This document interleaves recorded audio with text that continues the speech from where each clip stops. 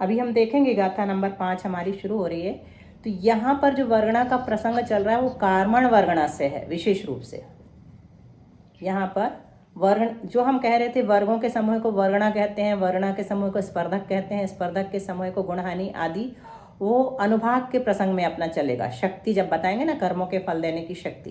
लेकिन अभी जो वर्गणा चल रही है वो कार्मण वर्गणा, हमें इस बात को ध्यान में रखना है। तो अब हम चलते हैं।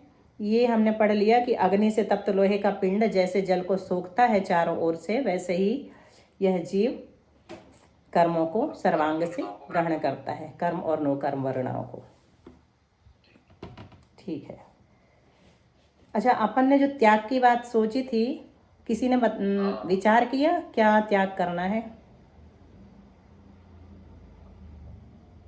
बताइए। हमने तो विचार तो नहीं किया। हमारा ऐसा लगता है दीदी आपने करना चाहिए। हमारा विचार है कि अब त्याग करें। जिन दिनों में हमारा शुरू हुआ है, इन दिनों में हम समझते हैं कि अपन लोग काले अंगूर ज़्यादा खाते हैं, तो काले अंगूर का त्याग किया जाए। बाकी हरे अंगूर नहीं छोड़ेंगे हम लोग, काले अंगूर का त्याग करते हैं।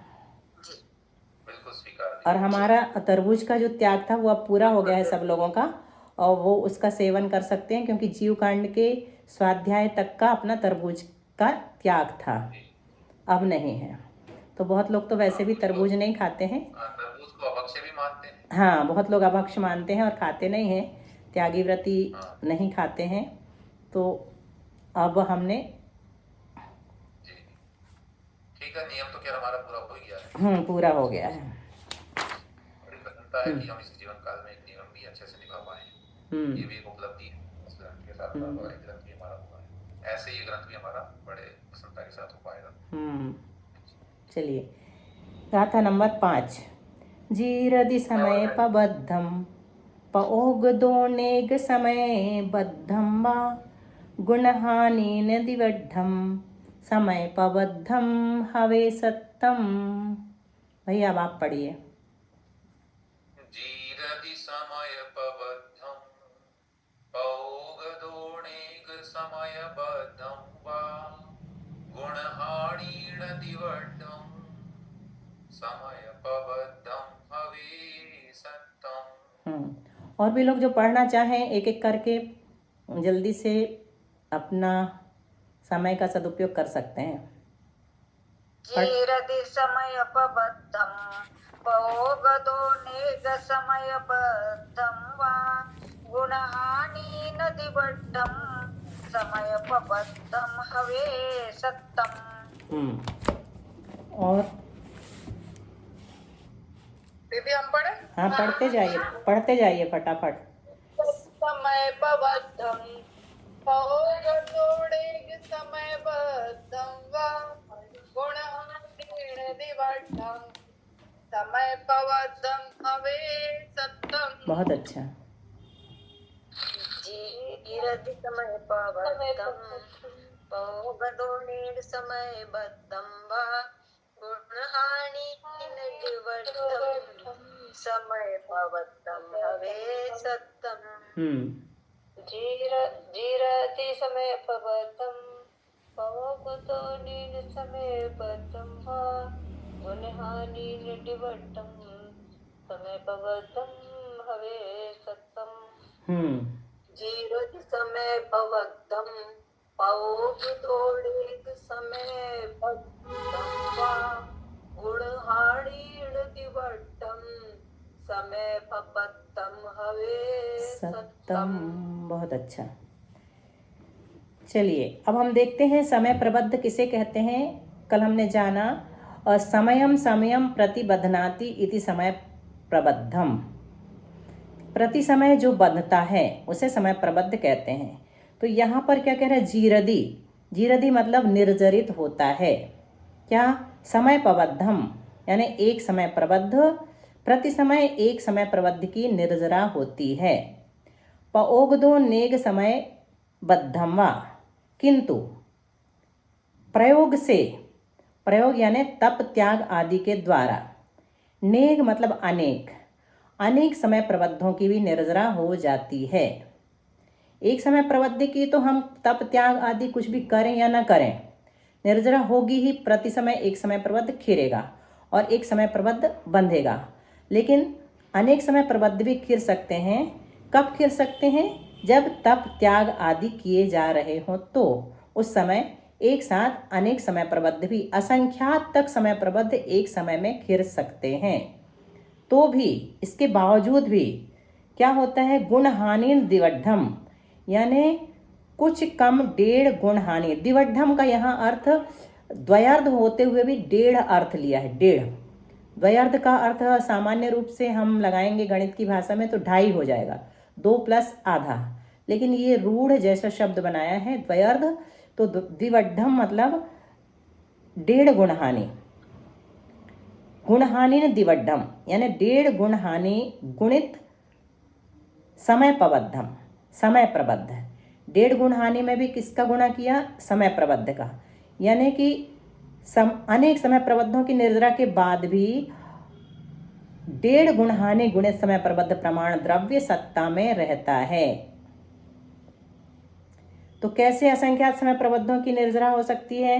जैसे सम्यक दृष्टि है, वो 11 स्थान हम यहाँ पर लगा सकते हैं। सम्यक दृष्टि ने भी निर्जल उपवास किया अपनी भूमिका के अनुसार। उसको हम वैसे यहाँ पर ज़्यादातर सातिशय सम्यक दृष्टि लगाते हैं जो सम्यक दर्शन के सम्मुख है। तो वो प्रथमोपसम सम्यक दर्शन करने जा रहा है, वहाँ से शुरुआत होती है। लेकिन यहाँ पर सम्यक दृष्टि, फिर श्रावक, फिर विरत मतलब महाव्रती, और अनंत वियोजक मतलब अनंतानुबंधी की विसंयोजना करने वाला आदि। अभी हम सारे 11 के नाम नहीं लेंगे। तो मान लीजिए एक जीव सम्यक दृष्टि है और एक पंचम गुण स्थानवर्ती है और एक 6ठे 7वें गुण स्थानवर्ती है। तीनों ने निर्जल उपवास किया। उपवास की अपेक्षा से तीनों की तपस्या में समानता है, लेकिन चूंकि एक अणुव्रती है, एक महाव्रती है, तो क्रमशः पीछे पीछे वाले की तुलना में आगे आगे वाले की निर्जरा असंख्यात गुणी होती है। हम लोग पहले कहा करते थे जब छोटे थे, मतलब काफ़ी समय पहले, कि दीक्षा लेकर के भी 16वें स्वर्ग से ऊपर नहीं जा सकते पंचम काल में, और संघनन के अनुसार तो और नीचे जाएंगे, 8वें 12वें तक ही जा पाएंगे।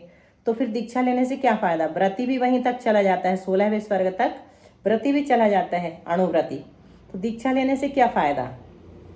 तो जवाब यही मिलता था कि दीक्षा लेने से असंख्यात गुणी निर्जरा प्रति समय होने लगती है। जो सम्यक दृष्टि है जिसने दीक्षा नहीं लिया है, जो पंचम गुण स्थानवर्ती है जिसने दीक्षा नहीं लिया है, और एक का पंचम गुण स्थानवर्ती आरिका है, उन्होंने दीक्षा ले ली है, तो हम लोगों की तुलना में 2 प्रतिमा वाले या 7 प्रतिमा वाले या 10 प्रतिमा वालों की तुलना में भी आरिका की निर्जरा असंख्यात गुणी होगी, और आरिकाओं से मुनियों की निर्जरा असंख्यात गुणी होगी। तो इस प्रकार से एक साथ देखो, जघन्य योग से उत्कृष्ट योग जो है वो असंख्यात गुणा होता है। इसी प्रकार जघन्य समय प्रबद्ध से उत्कृष्ट समय प्रबद्ध भी असंख्यात गुणा होता है। योग के अनेक भेद हैं, असंख्यात भेद हैं। जघन्य से शुरू होकर के उत्कृष्ट तक जाता है, और मध्यम योग भी होते हैं। तो जघन्य योग से उत्कृष्ट योग जो है वो असंख्यात गुणा होता है, और इसी प्रकार समय प्रबद्ध भी जघन्य भी होता है, मध्यम भी होता है और उत्कृष्ट भी होता है। तो जघन्य समय प्रबद्ध से जो उत्कृष्ट समय प्रबद्ध होता है वो असंख्यात गुणा होता है। यानी कि एक समय प्रबद्ध से, एक समय प्रबद्ध में, जघन्य समय प्रबद्ध में ही जितने परमाणु हैं उससे असंख्यात गुणे उसी समय प्रबद्ध में उत्कृष्ट समय प्रबद्ध अगर है तो परमाणु है। और ऐसे उत्कृष्ट समय प्रबद्धों की भी असंख्यात समय प्रबद्धों की निर्जरा एक साथ हो सकती है। हो सकता है सभी समय प्रबद्ध उत्कृष्ट परमाणुओं को लिए हुए हों। तो ऐसे तप आदि के द्वारा एक साथ असंख्यात समय प्रबद्धों तक की निर्जरा जीव कर सकता है। तो यहाँ पर ये बताया कि प्रति समय एक समय प्रबद्ध की निर्जरा होती है, किंतु तप त्याग आदि के द्वारा अनेक समय प्रबद्धों की भी निर्जरा हो जाती है। इसके बावजूद भी कोई कह सकता है ना कि एक समय प्रबद्ध बंधा था और एक समय प्रबद्ध खिर गया, फिर सत्ता में द्रव्य कहाँ से आया? तो यही विशेषता है कि सत्ता में इसके बावजूद भी 1.5 गुण हानि गुणित समय प्रबद्ध प्रमाण द्रव्य सत्ता में बना रहता है। अब आप लोगों के मन में प्रश्न उठ रहा होगा कि ये गुण हानि क्या है? तो गुण हानि बार बार आएगा। कर्मकांड का मुख्य टर्मिनोलॉजी का मुख्य शब्द है ये गुणहानि। तो ये जब निषेक रचना होती है, जिस समय हम कर्म बांधते हैं, तो कर्म बांधते हैं तो एक आबाधा काल को छोड़ करके बाकी जितनी भी स्थिति है उसमें निषेक रचना हो जाती कर्मों की। तो वो उस निषेक रचना में क्या होता है, क्रमशः परमाणु घटते जाते हैं और शक्ति बढ़ती चली जाती है।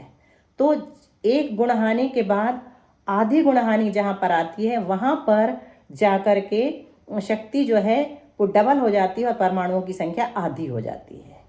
तो वहाँ पर जितनी संख्या रहती है उसको एक गुणहानि कहते हैं। इसको हम विस्तार से आगे पढ़ेंगे। अभी सामान्य रूप से बता दिया कि गुणहानि एक संख्या का ही प्रमाण है। गुणहानि आयाम जिसे कहते हैं, जिसमें 8 गुणहानि होती हैं, 6 गुणहानि होती हैं। तो 6 गुणहानि में एक एक गुणहानि में कितने समय होते हैं और कितने परमाणु होते हैं, ये सब हम चार्ट के माध्यम से अगली गाथाओं में समझेंगे। तो ये हुई। मुझे ऐसा याद आ रहा है, आपने एक बार 1.5 गुणहानि का मतलब लगभग मतलब अनंत बताया था कि वो अनंत है। परमाणुओं की अपेक्षा अनंत है, उनमें अनंत ही होता है, अनंत ही परमाणु वहाँ पर पाए जाएंगे, कितने भी कम क्यों ना हो जाएं, क्योंकि सत्ता में भी जो परमाणु पड़े हुए हैं 1.5 गुणहानि में भी वो अनंत ही हैं। परमाणु द्रव्य प्रमाण से अनंत ही प्राप्त होंगे। तो ये हुआ अपनी 5वीं गाथा का सार। अब हम देखते हैं गाथा नंबर 6। कम्मत्तनेन एकम दव्वम भावोत्तिहोदि दुविहन्तु पोग्गलपिंडो दव्वम तत्सत्ति भाव कम्मन्तु। भैया। कम्मत्तनेन एकम दव्वम भावोत्तिहोदि दुविहन्तु पोग्गलपिंडो दव्वम तत्सत्ति भाव कम्मन्तु। हाँ, इसको कम्मन्तु भी कहते हैं और कम्मन्तु भी कह सकते हैं। और आजकल व्याकरण में एक नियम चल रहा है, दुविहन्तु तकार यदि परे हो तो अनुस्वार का न उच्चारण हो जाता है। जैसे ऐसो पंच नमोकारो सब पाव पणास नो मंगलानंच सब बेसिंग, मंगलानम च न कह करके मंगलानंच कहते ना अपन। तो वो नियम, लेकिन वो नियम से नहीं है ऐसा कर। इसका नियम जो है संधि का, ये वैकल्पिक है। उसमें कहा ना कि विवक्षा पर निर्भर करता है कि वो चाहे तो करे चाहे तो ना करे। हाँ, दोनों बात है, दोनों चलते हैं। तम स्तोत्र में भी परम पूज्य पूर्णवती माता जी ने जो उच्चारण किया है वो पूरा संधि करके किया है, लेकिन ऐसा नियामक नहीं है। हमने उस पर विचार किया और भी अन्य लोगों ने। हाँ, बिल्कुल भी नहीं है। आचार्य ऋषि ने भी ये बात कही थी कुंडलपुर में कि नियामक नहीं है, अपन जो चलता है प्रचलित है उसी रूप में पढ़ सकते हैं। और नहीं, इसका प्रयोग भी है वैसे तो। अगर हम ऐसे भी स्थान आते हैं दीदी, संधि करके पढ़ेंगे तो उससे एक अलग अर्थ निकलेगा, और संधि विच्छेद करके पढ़ेंगे तो अलग अर्थ निकल आएगा। हाँ, नहीं होती हो सकता है, ऐसा भी हो सकता है। बिल्कुल ठीक। तो कम्मत्तनेन यानी कर्म पने से, ये भाव अर्थ में त्वा प्रत्यय, भावे त्वतलौ, तो यह कर्मत्व निकलेगा। अपन छाया में देखेंगे तो कर्मत्वेन होना चाहिए, कर्मत्वेन, ठीक है। भावे त्वतलौ, भाव अर्थ में त्वा और तल प्रत्यय हो, जैसे मनुष्यत्व मनुष्यता।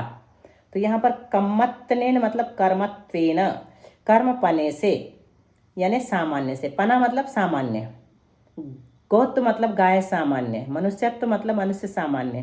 तो सामान्य से कर्म एक प्रकार, एक कम मतलब एक प्रकार का है। दव्वम भावोत्ति होदि दुविहन्तु, द्रव्य कर्म और भाव कर्म की अपेक्षा से दुविहम यानी 2 प्रकार का है। पुद्गल पिंडो दव्वम, पुद्गल पिंड को द्रव्य कर्म कहते हैं। पुद्गल पिंडो मतलब पुद्गल पिंड को द्रव्य कर्म कहते हैं। तत्सत्ति भाव कम्मन्तु, उसमें जो फल देने की शक्ति है उसे भाव कर्म कहते हैं। कल बात आई थी ना कि कर्मों के फल देने की शक्ति को उसका स्वभाव कह सकते हैं कि नहीं, परसों आप पूछ रहे थे ना। तो यहाँ पर जो कर्मों के फल देने की शक्ति है वो उसका स्वभाव न होकर के भाव कर्म है। द्रव्य कर्म और भाव कर्म 2 प्रकार के से कर्म का भेद कर दिया। तो सामान्य से तो कर्म एक प्रकार का है और द्रव्य कर्म और भाव कर्म की अपेक्षा से दुविहम 2 प्रकार का है, जिनमें से द्रव्य कर्म किसे कहते हैं तो पुद्गल पिंड को द्रव्य कर्म कहते हैं। और तत्सत्ति मतलब उनमें जो फल देने की शक्ति है उसे भाव कर्म कहते हैं। ठीक है, इसमें कुछ अनुभाग लेंगे दीदी, अनुभाग। हाँ, अनुभाग यानी फल देने की शक्ति। हम तो अब तक ऐसा पढ़ते आए हैं, ऐसा स्मरण में आ रहा है कि राग द्वेष को भाव कर्म कहते हैं। हाँ, तो उसका कार्य में कारण का उपचार करके लिखा हुआ है इसमें, कारण में कार्य का उपचार करके मिथ्यात्व, कषाय, राग, देश आदि को भी भाव कर्म कहते हैं। लिखा है, हमने पढ़ा था अभी आज। कौन सी गाथा है ये? कार्य में कारण के उपचार से उस शक्ति से उत्पन्न हुए जो अज्ञान आदि क्रोधादि रूप परिणाम है वे भी भाव कर्म ही हैं। कार्य में कारण के उपचार से उस शक्ति से उत्पन्न हुए जो अज्ञान आदि व क्रोधादि रूप परिणाम है वे भी भाव कर्म ही हैं। माने जो कार्य हो गई है, तो वैसे तो उस द्रव्य कर्म की फल देने की शक्ति जो है उससे एक कार्य उत्पन्न हुआ। वो क्या है? क्रोध, अज्ञान इत्यादि जो भी हो रहा है। तो ये तो कार्य है, लेकिन हमने कार्य में ही कारण का उपचार कर दिया, इसलिए इनको भी भाव कर्म कह दिया। वास्तव में तो भाव कर्म का मतलब जो आप बतला रहे हैं, फल देने की शक्ति है, वही भाव कर्म, वही भाव कर्म है। और ले लेते हैं गाथा नंबर 7, अभी सरल चल रहे हैं। तम पुण्य अट्ठवी हम वा अडदाल संयम असंख्य लोगम वा तानम पुण्य घादित्य होन्ति सन्नाओ। तम पुण्य अट्ठवी हम वा अडदाल स्वयं असंख्य लोगम वा तानम पुण्य घादित्य होन्ति सन्नाओ। तम पुण्य मतलब और वह कर्म, अट्ठविहंवा 8 प्रकार का भी है। अडदाल संयम, अडदाल दाल मतलब 40, अड़ मतलब 8, संयम मतलब 100, तो 148 अथवा 148 प्रकार का भी कर्म हुआ करता है। असंख्य लोगम्बा और असंख्यात लोक प्रमाण भी उसके भेद हैं।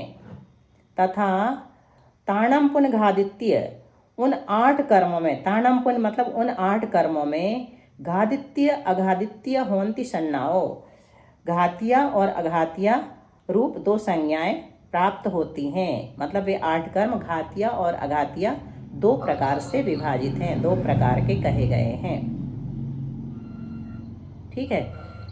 तम पुण्य अट्ठविहंवा मतलब और वह 8 प्रकार का, और वह कर्म 8 प्रकार का भी है।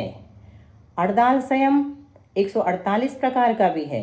असंख्य लोगम्वा और असंख्यात लोक प्रमाण भी उसके भेद हैं। तानाम पुण्य घादित्य और उन 8 कर्मों में घातिया और अघातिया रूप 2 भेद हैं। आप कुछ कह रहे भैया? ये घातिया अघातिया हिंदी में हम बोल रहे हैं, यहाँ प्राकृत में तो जो शब्द आया वो घाती अघाती ऐसा मालूम होता। जो घात करे सो घाती, इसका वही आ रहा है। घातिया शब्द जो है ये हिंदी भाषा में चल पड़ा, ऐसा मालूम पड़ रहा है, लेकिन मूल में आगम में नहीं, बिल्कुल ऐसे ही है जैसा आप कह रहे हैं, बिल्कुल ऐसे ही है। घाती और अघाती ही मूल शब्द हैं संस्कृत में देखा जाए तो, और उससे फिर घातिया और अघातिया बन गए हैं हिंदी में। तो जो जीव के अनुजीवी गुणों का घात करते हैं, देवत्व पने को प्रकट नहीं होने देते, उन्हें घातिया कर्म कहते हैं। और जो अनुजीवी गुणों का घात नहीं करते उन्हें अघातिया कर्म कहते हैं। आगे बताएंगे क्यों है ये घातिया और क्यों है अघातिया। नानस्य दंसनस्य आवरणम वेयनीय मोहनीयम आउग नामम गोदन तरायमिदि अट्ठपैडियो। नानस्य दंसनस्य आवरणम वेयनीय मोहनीयम आउग नामम गोदन तरायमिदि अट्ठपैडियो। यहाँ पर नाम गिनाए हैं 8 कर्म प्रकृतियों के, मूल 8 कर्म प्रकृतियों के। नानस्य दंसनस्य आवरणम, ज्ञान का आवरण और दर्शन का आवरण, मतलब ज्ञानावरण और दर्शनावरण। वेयनीय मोहनीयम, वेदनीय मोहनीय। आउग नामम, आयु नाम। गोदन तराय, गोत्र और अंतराय। यदि अट्ठपैडियो, ये कर्म की 8 मूल प्रकृतियां हैं। अब इनको घाती और अघाती संज्ञा क्यों दी ये बता रहे हैं। आवरण मोह विघ्घम घादी जीव गुण घाद नत्तादो आउग नामम गोदन बेयनियमतः अघादित्ति। आवरण मोह विघ्घम घादी जीव गुण घादन तादो आवगणमं गोदम वेयणीयं तः अगादिति। आवरण मोह विघ्घम घादी। आवरण मतलब दो हैं, ज्ञानावरण और दर्शनावरण। मोह मतलब मोहिनी है और विघ्घम मतलब अंतराय। ये चार तो घादी मतलब घातीय कर्म हैं। जीव गुण घाद नत्तादो क्योंकि ये जीव के अनुजीवी गुणों को यानी देवत्व रूप गुणों को घातते हैं। तथा आउग नामम गोदम वेयनियम तह आयु नाम गोत्र और वेदनीय ये चार अघातीय कर्म हैं। तह मतलब उसी प्रकार क्योंकि ये जीव के देवत्व प्रकट होने रूप अनुजीवी गुणों को नहीं घातते हैं, इस कारण से ये अघातीय है। प्रयोग कर रहे हैं इसमें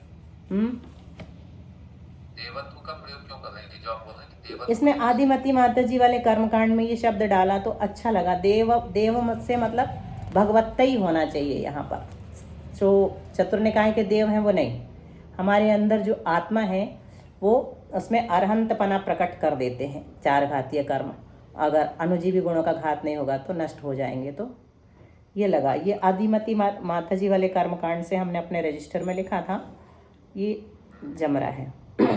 अनुजीवी गुण तो सभी कहते हैं, अनुजीवी प्रतिजीवी, लेकिन उसका स्पष्ट अर्थ सामान्य रूप से समझ में नहीं आता कि क्या होना चाहिए। तो उन्होंने हमको ऐसा पढ़ाया गया था कि जो जीव के साथ सदा काल पाए जाएं ऐसे गुण अनुजीवी गुण होते हैं, लेकिन जो सदा काल नहीं पाए जाएं वो अनुजीवी नहीं है, अननुजीवी है।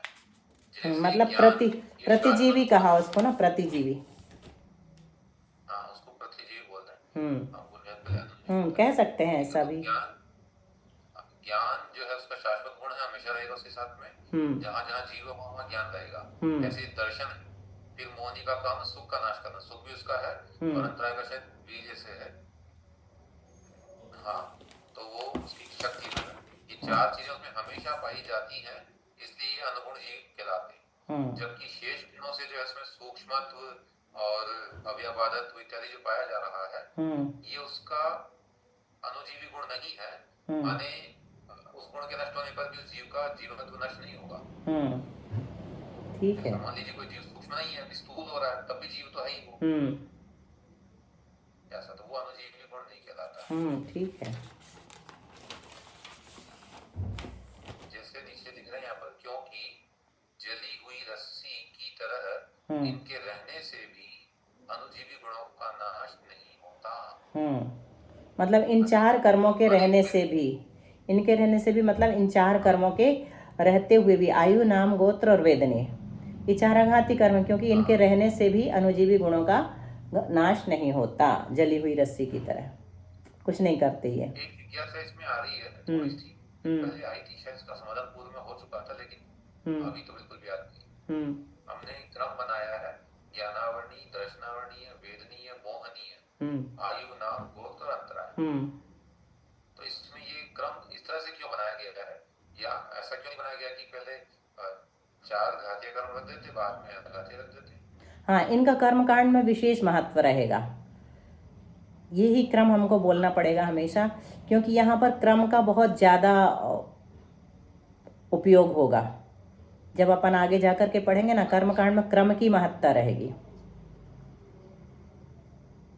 तो इस क्रम का अपने को समय आने पर समझ में आएगा कि क्यों ये क्रम रखा गया है, एक साथ क्यों नहीं रखे अलग अलग। बहुत बार काम में आएगा ये। गाथा नंबर 10। केवल नाणम दंसन मनन्ते वीर्यं च खय्य सम्मंच खय्य गुणे मदियादि खओब समये यघादि दू। केवल नाणम दंसन मनन्त वीर्यं च खय्य सम्मं च खय्य गुणे मदीयादि खौ समीये घादीदु। बीच बीच में आपकी संगीत की क्लास भी लगा लिया करेंगे अपन, सब लोग गाना सीख जाएंगे। उनको तो कोई संगीत नहीं आता है, ये आप तो बहुत अच्छा गायन अच्छा है। बहुत सुंदर। नहीं, विजया जी भी बहुत अच्छा गा लेती हैं। केवल नानम दंसन मनंत वीर्यम च, केवल ज्ञान केवल दर्शन अनंत वीर्य। और च से लिया है छायिक सम्यक्त्व, छायिक सम्यक्त्व तो लिया है वीर्यम पहले। हाँ, पहले च से लिया है छायिक चारित्र। वीर्यम च खय्य सम्मम च, छायिक सम्यक्त्व तो ले लिया, केवल ज्ञान केवल दर्शन अनंत वीर, छायिक सम्यक्त्व, और च से छायिक चारित्र। फिर 2 बार चकार आया ना, दूसरे चकार से लिया है छायिक दान, छायिक लाभ, छायिक भोग, छायिक उपभोग, छायिक वीर। ये 5 लब्धि रूप छायिक भाव, खय्य गुणे, हाँ, छायिक भाव ले लिया। और फिर मति श्रुत अवधि मनः पर्य ज्ञान रूप छायोपशमिक भाव लिया, मदि आदि खओब समये। इन गुणों को ज्ञानावरणादि कर्म घातते हैं, घादिदु, इसलिए इन्हें घातिया कहते हैं। कौन कौन से हो गए? केवल नानम यानी केवल ज्ञान, दंसन मतलब केवल दर्शन, अनंत वीर्यम यानी अनंत वीर्य, खय्य सम्मम च यानी छायिक सम्यक्त्व, और छायिक चारित्र। पहले चा से तो यहाँ तक हुआ, खय्य सम्मम तक। फिर दूसरे चकार से लेंगे छायिक दान आदि 5 लब्धि, च खय्य गुणे मतलब 5 लब्धि में ये 5 गुण आ जाएंगे। और मति श्रुत अवधि मनः पर्य ज्ञान रूप छायोपशमिक भाव आएंगे, मदि आदि खओब समये। मदि आदि खओब समये मतलब मति श्रुत अवधि मनः पर्य ज्ञान रूप छायोपशमिक भाव। इन गुणों को ज्ञानावरणादि कर्म घातते हैं, इसलिए उन्हें घातिया कहते हैं। आगे समझ में कोई लगाएगा? भैया आप समझा दीजिए एक बार ये गाथा सबको।